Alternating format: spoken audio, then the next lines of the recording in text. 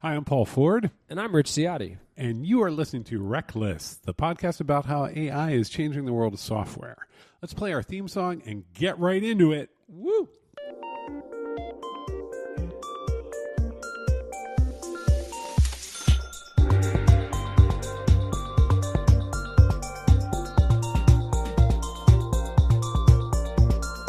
Reqless.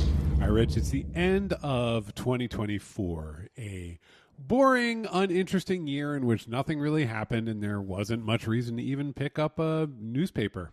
Not. No, I know. Hell of a year. It is. Let's talk about that year. This will be our last podcast for the year because I don't think people really want to wake up on Christmas morning and hear us. No. I don't think. Maybe. Maybe. That's on them. They can. There's lots of old episodes to tune You into. should. Cozy up to, with some hot cocoa. I got to tell you, too, I always use this. I like to come into the office on Christmas week. It's one of my favorite things to do. Chill.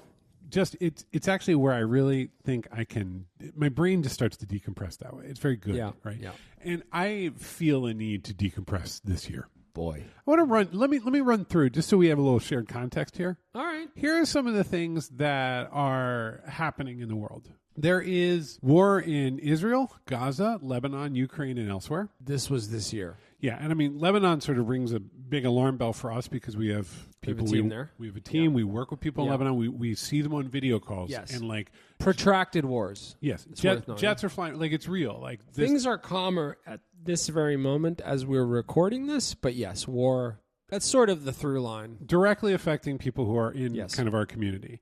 Then a absolutely bizarre presidential debate in June, which I still like remember just like slamming whiskey as I watched.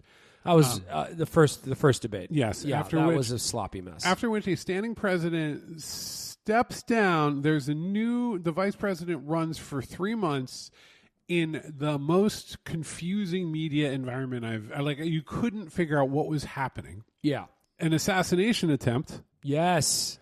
Oh, remember that. They nipped his ear. Which they now use for marketing. They like to put it on mugs. He has a perfume out. Called Fight. Is it called Fight? No, it's something, or Truth. I don't know. It's bad. It's him, with the fist up on a box of cologne. Just what I want to spray on myself.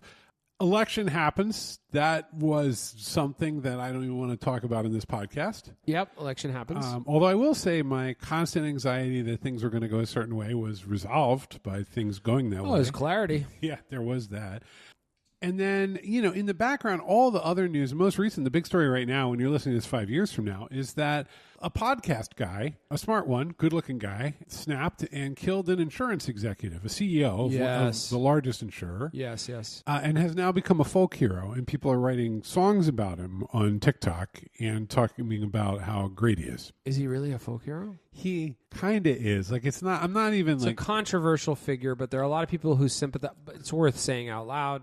He did this, apparently, his motive was health insurance companies constantly roadblock coverage to save money, and people are sick. And that's right. And so, if you're going to get something that Americans empathize with this, so it's just like that is the narrative. Like these are two people, bad things happened. Like he snapped and he killed someone, and like two families are ruined because of this. Like, but there's our national narrative is just real weird. It's like January 6th, and then on the other side, you got this guy. Like, we're just in a very, and I'm just going to use the word, which I think we should discuss, unstable time. It is an unstable, whichever prefix you like. Yes. And at the same time, and this has happened to us, you and I are longtime software professionals, and we had a predictive model about how our product was going to go. Yep. And the kind of work we were going to be doing this year.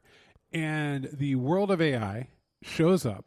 Yeah. And we had to put the brakes on because it really is changing. I don't know about all the other parts of culture, but it is going to change how software is made. There's no way around it. There's no way around it, and we've embraced that, and it's become part of our plan. Well, we had to. There's a lot of times where you look at me and you go like, should we be going down this path? And I'm like, what choice do we have? We don't have a choice. Either that or I'm like, there's...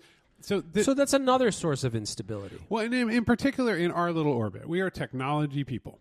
And I think it's going to bring instability to many, many orbits in due time. If it ever actually works on a consistent way with a good product experience. That's what everyone's hoping, is that it keeps kind of failing at 80%. But or not even. It fails in that last 20 because they never finish anything. There's no anyway. So we'll get into that in 1 second. But it is a very chaotic, very unstable world right now, and even the things that used to be predictable, like the tech industry will trundle along with tens of millions of employees and will provide a multi-trillion-dollar piece of infrastructure for the rest of the economy, which, by the way, is incredibly overheated. Like we just have there's just money flying around everywhere, except you can't rent an apartment if you're 28. So it's just a very inflation is still in purview. Everything is out of the balance that we expected, and in the back of my head, always you got climate change. So here is the great. It is the world is throbbing.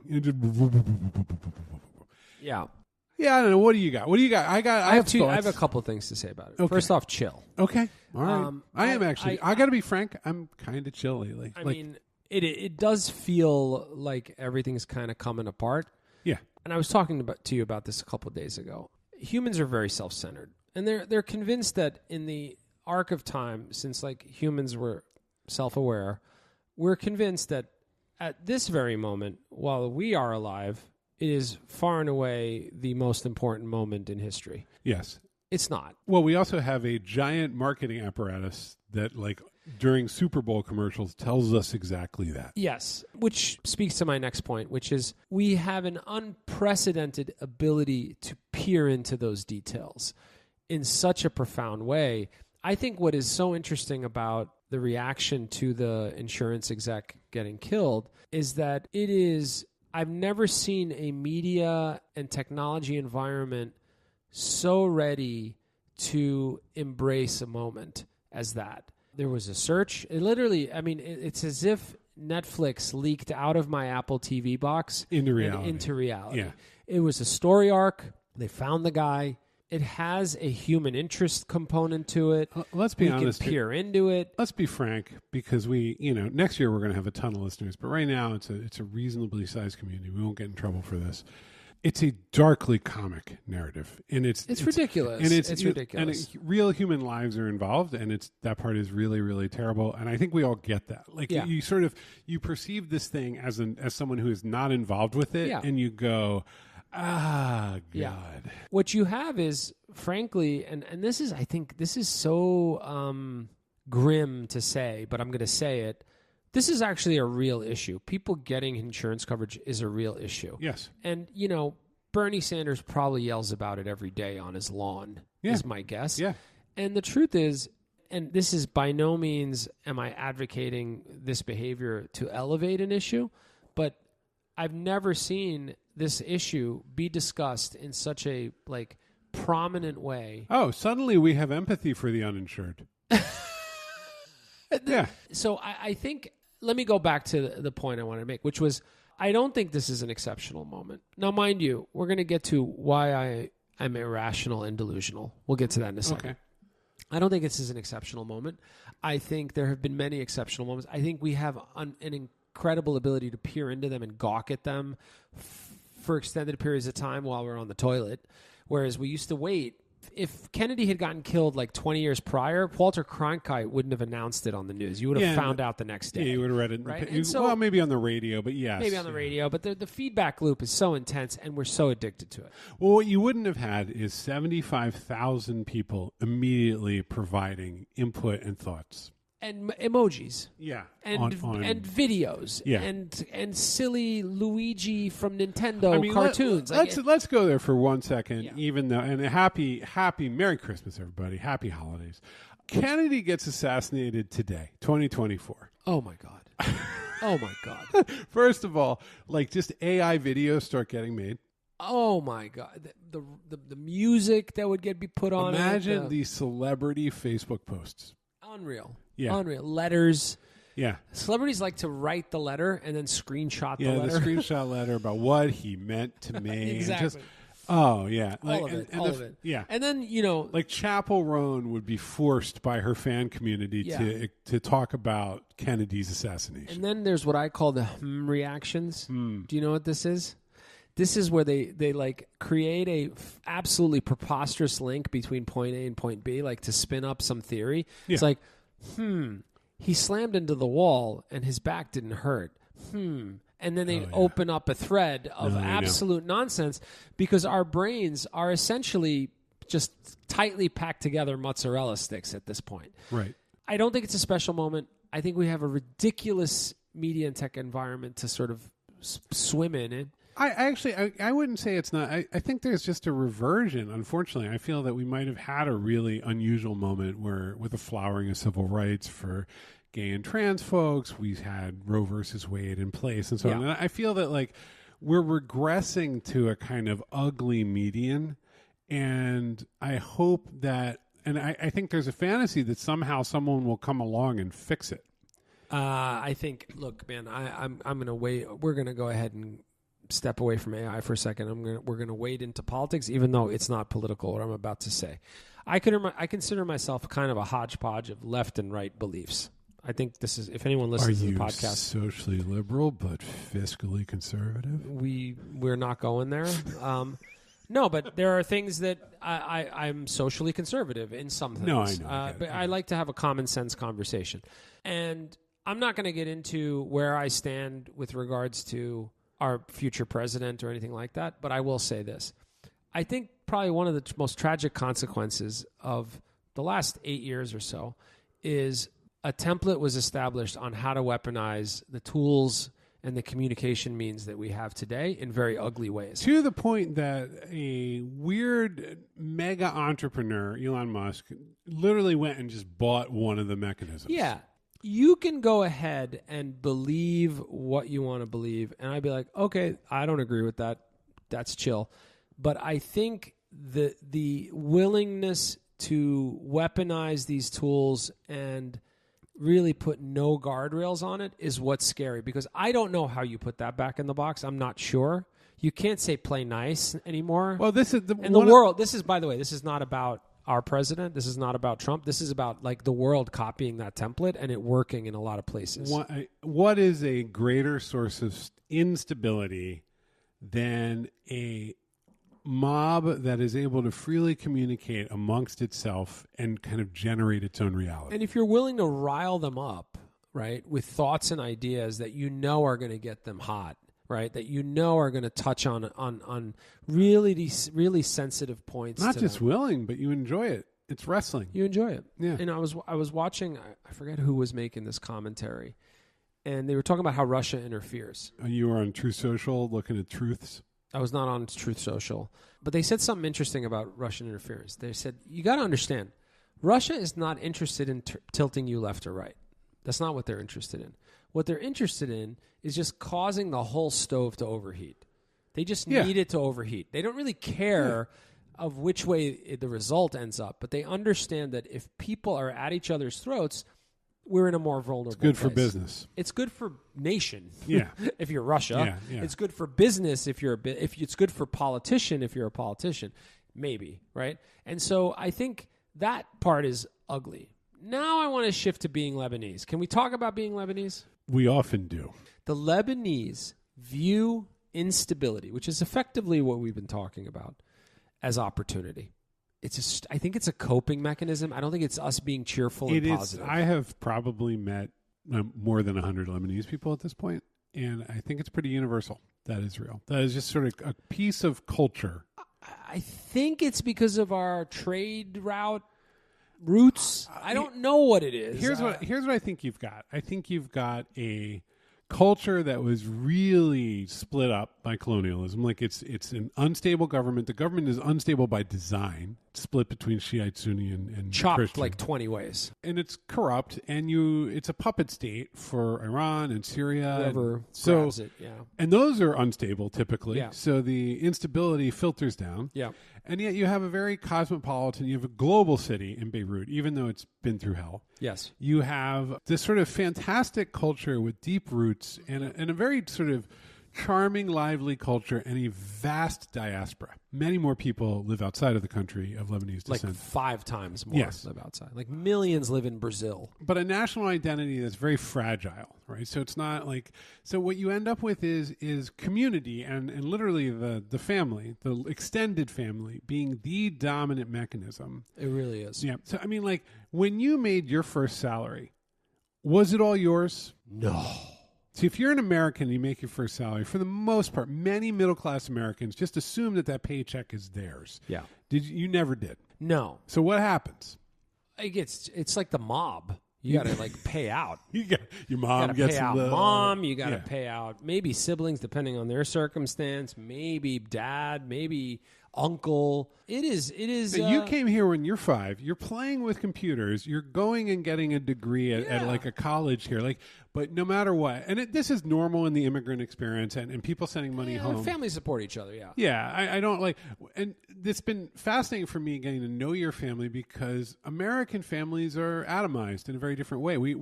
And I think what is very, very strange in an unstable time is that what I've really started to miss in my own life is that sense of a larger connected community. And I've been building it. You're also in New York City, which is hard to build. But I host waffle breakfast. I bring people closer. I connect. When you say host waffle breakfast, you're essentially blasting out to friends to come over for waffles? I want 30. What if too many people showed up? We'll make more waffles. You have enough mix? Yeah, we have enough mix. We make it. There's like a big confidence the way you said that. Good. No. I can do waffle easily for 70 or 80. Not a problem. Is it sweetened a little bit? You put a little honey in there? You put syrup on them. It's waffles. No. Not in. No. Okay, so you're not really leveling it up. The waffles. I'm not here to talk shit about the waffles. Anyway, what I'm saying is that my reaction to the instability of this era, which I think is real, and what I know is a lot of people feel it, has been to get really, really clear with people about the fact that our house is a good place for them to come visit. We'd love to see them. Here we are. Here are the things we can do. Here are the things they can do. That's my instinct in reaction to all this instability. I think it's very kind and very sweet. I think very few people do that. I don't think people do it, right? Like, I think you have decided to open your doors to your community, essentially, and to your friends. Actually, I take it back. I'm skewed by being in New York City. New York City, you're supposed to not really make eye contact for very long on the train. You're supposed to kind of stay in your lane. It's a crazy place. Like, it's not a small town where somebody's been there for 3 generations. It's a lot of people in motion, right? Yeah. And you've decided to open your doors in that setting, which I think is great and I think is very cool. And it's probably is a source of calm for you. Particularly to neighbors. So let me ask you this, since we're on the topic of waffles, and we're going to actually draw a dotted line to AI in a minute. We better. During this past year, at like some of the rougher patches, did you have the waffles? Yeah. How was that? People cried on the porch. I don't mean to laugh. No, it's fine. I mean, it is what it is, like right? Salty tears into the waffle. Yeah. Look, humans. Interesting. Here's what you can do. You can sit down. You can be like, boy, this world is a mess, and I just don't even want any part of it. Or I can't make jokes anymore, and I just have to be sad and feel guilty. Yeah. And we did that. We did that for years. It didn't work. Yeah. It's human connection is a healing thing. I'll put it on the table. I gave a lot of money away. I gave to specific organizations that were hurting or could do good things. Yep. Helped my spouse, helped the migrant community in a really intense way for a while, and is still helping and is like trying to protect people who are the most vulnerable. These are I don't want to talk about too much because I don't like to talk about that. Yeah, but no, fair. But the key element of all of it is the community you build with it. Like the thing that she's been working on, she's built a really good community around it, and like it's been those are people have started to come to the waffle breakfast, and then I introduced them to the other people. Yeah, and it just kind of like that is my reaction, and it is what I'm realizing. It's a healthy one. Well, it's you have that function built in. If it's a Saturday, people are probably coming over, and you might barbecue. There's a lot of people. There's cousins, there's uncles, there's friends. Yeah. Absolutely. Yeah. Like I go all the time. Yeah. But what I'm saying is like that strikes me as the new structure of sort of the new social context that's going to make a little more sense. Yeah. Because if you let yourself get hit in the head by the global media environment you'll melt. It's not just that. You can't trust anything. It's a low trust environment. Yeah. You can't believe anything you're reading. Yeah. And that's a lonely place to be. It's a lonely place to be. Not knowing what is real, not trusting anything. Families have been destroyed by this trend. By the way, we're essentially talking about this milieu of instability and adversarial sort of setting. And it's wrecked families. It's not just like, oh man, it sucks. It's really hard. It's like literally Thanksgiving is busted. I've seen it up close with people who are very, very connected to me. And it's hard to watch. So look, this is a real uplifting end of your podcast. No, it's fine. But this is a tech podcast, Paul. Let me ask you this. I view AI as a yet another source of instability. I think there's such a thing as good instability. Sometimes you got to shake things up to get to a better place. Tell me how you think about AI in the context of just the world being in the place that it's in. I'm still resolving as like a person who talks and writes about culture. Like people have been asking me to write about it. Sure. And I just don't know yet. You're not ready. Well, there's no framework where I can point to it and be like, so technology for me I was like, okay, this is the transactions that are driven by internet technology are starting to drive the economy. Yeah. And if I can do anything in the world, it's to help and encourage people to connect to that because that's the real economy and they can find growth and sort of do things. So a lot of my writing ended up being like, hey, look over here. This is a good, and when the most satisfying thing in my career so far is when people write and we're like, I read some things you wrote, and then I went to code camp, and then I actually got a pretty good job, and I'm really like, I'm not the only reason, but I'm part of why, right? Okay. So I don't have that story yet. I don't know whether personal growth, career growth, economic growth, or whatever is going to align with this thing, or if it's going to just kind of do a lot of damage, and all of the value will accrue to a couple of big platforms. That said, I have two lines of thinking about AI that I keep pursuing. One is it is simply out of the box, and when something is useful and weird, you cannot get it back in the box no matter how hard you try. Right. Now, there are ways to commodify. A good example would be like Spotify and Apple Music compared to Napster and torrenting, right? Like people will make it fall within a framework that is reasonable for everyone. And there's government regulation and so on. So there are frameworks that will probably show up around this stuff because it is that disruptive. And so like I'm just kind of watching that, but I don't know where it lands. I don't know kind of where that goes. But what I would say, and no one has this opinion, and it really is something I'm starting to believe. Most of the world does not have enough software.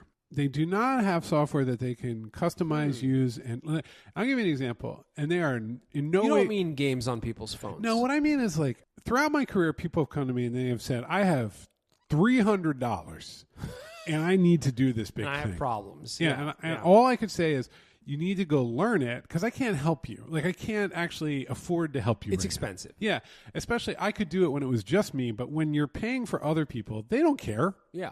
Yeah. Yeah. But what I do believe is happening and coming is that the book group, the not-for-profit, the press cooperative, the do-gooder org, the mutual aid org can have as much software for organizing themselves and communicating with each other as they ever wanted. For a lot less money. Yep. And a lot quicker. There's going to be more and more tools that allow to clarify, not today. Not today. Not there. It's coming now. But I think you're going to be able to sit down at a certain point and say, I have a mutual aid group and we want to help get coats to immigrants. And I need a way to order the coats and I need a way to keep track of things. You're right. And I need it to all be kind of private. And I need you to write me some advice on how not to save people's phone numbers in the database, but still communicate with them, et cetera, et cetera. And like those problems are prohibitive and I couldn't solve them for really less than hundreds of thousands of dollars. Yeah. And I do believe that in a year or two, they will be solved for hundreds of dollars. I think you're right. Like 2 orders of magnitude. Follow up. That's it. That sounds like good change. Yeah, but I can't get anyone excited about this because they either think on the right that it's a giant star baby that is going to emerge from a chrysalis and torture us all or whatever. Yeah. And then on the other side, people are just like, no, it's extractive and exploitative. And it can kind of mostly do harm. I mean, let me come at what you're predicting from a different angle, which is it sounds like a lot of jobs are lost. Yes. All right. Happy New Year, everyone. Yeah. I mean, this is an ambiguous time. And what people want really badly when things are unstable is answers and moral resolution. And yes. I don't have either. I'm also, let me be clear out of all this. I sound really like down. After I was very, very anxious about the election, and then when the election was over, I felt an enormous. I was like, "Well, now it is an era of instability. We have committed to it, and we're just going to have to ride the wave." And I'm seeing that with AI too. I cannot control these things. I can just try to understand them. I totally agree. Again, back to my own optimism about this. Look, I'm not going to sit here and predict exactly how this all plays out, But boy, big change is coming. Like that is, I can say that with total confidence. What that change looks like and how we react to it, that's playing out. But to your point earlier, this is out. We're playing with it. There's sort of an experimental arm to a board right now. It's not just out, Richard. It fits in a couple gigabytes on a local device. It's accessible. Yeah, and so that's the real can't put it back in the box. How do you regulate? It's like regulating, somebody watching a movie on their phone. Like it's just they're small objects. Yeah. I'm optimistic. I want to end this on an optimistic note by saying I am optimistic. I think the world's going to be okay. I also think with such profound change in terms of the tools that are in our hands, maybe some positive discoveries can happen as well. Not just, oh my God, it's wrecking jobs. I think it's a challenge to us, and I want to talk about that in the future. It's a challenge to us to level up. Tech has always forced us to level up. Every time there's been an innovation, humans have to kind of dial it up. This one is wild, though, because with all the other instability in the world, I've seen you as you've been wrapping your head around it. I had the same thing. It can kind of piss you off. You're just like, what is this thing doing? Well, it also it sort of quits on you sometimes. Yeah. And it just has... Its failure makes me feel better sometimes. Me too. But it has no ethics. It's just sort of like... there have just been these moments over the year, and you and I both had them, where we're like, well, that'll just kind of ruin stuff. Yeah, exactly. And exactly. The weird vector database that runs under these tools doesn't... it's not a person. Yeah. It's just a bunch of numbers. Can I end this with a final thought? Yeah. I'm having a lot of fun with it. The one piece of advice I can give you is go play. And don't just draw pictures. Like really get in there. Whatever your profession is or whatever your prior knowledge is, mess around with this thing. It's fun. I mean, this is the thing. This is adult life. There's going to be bad news in the future, but I'm weirdly engaged too. And I feel that like the requirement is to say, no, you can't enjoy this because it could be bad. Yeah. But I'm just in it, and I'm going to have to figure it out. I can't sleep. It's great. It's fun. We hope you and yours are having a nice holiday.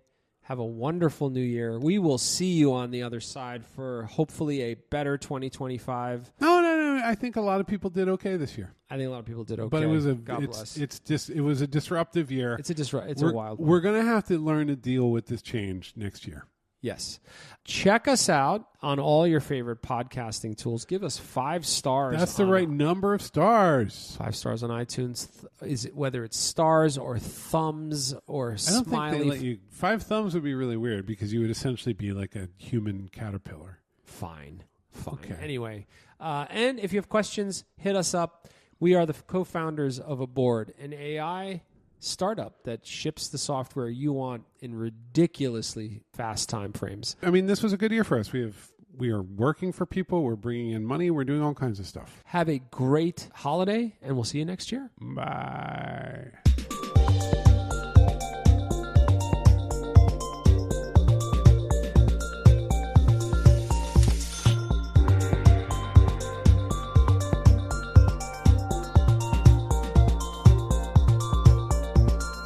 Reqless.